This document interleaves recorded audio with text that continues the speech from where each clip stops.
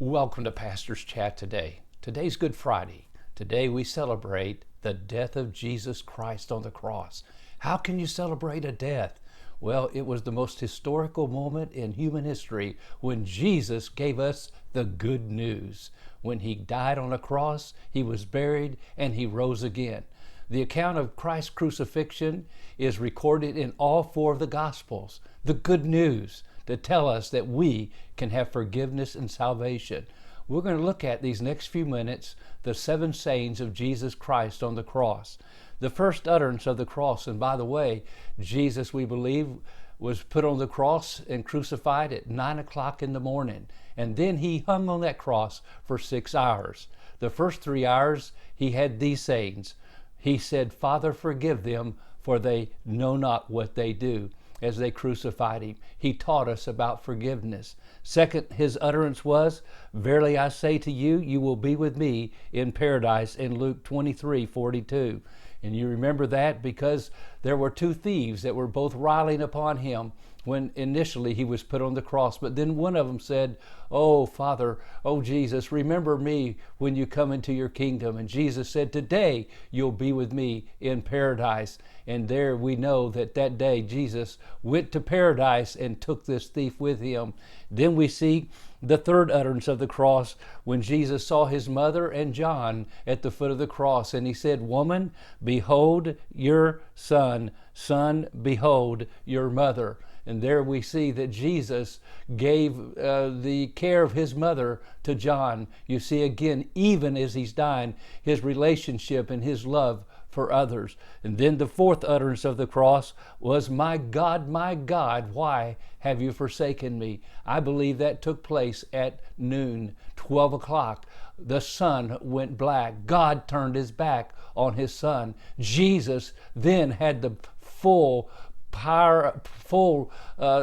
of sin poured out upon him. He became sin for us, and God had to turn his back.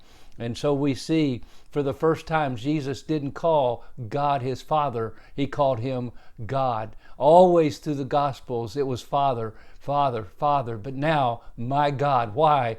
Because God has turned his back on his own son as he bore my sin and your sin on the cross. Then the fifth utterance of the cross was, "I thirst, I thirst." And then the sixth utterance of the cross that we'll take a moment on is, "It is finished," in John 19:30. This saying in the original Greek is teletestai. It is finished, otherwise meaning, as a result, it is forever done.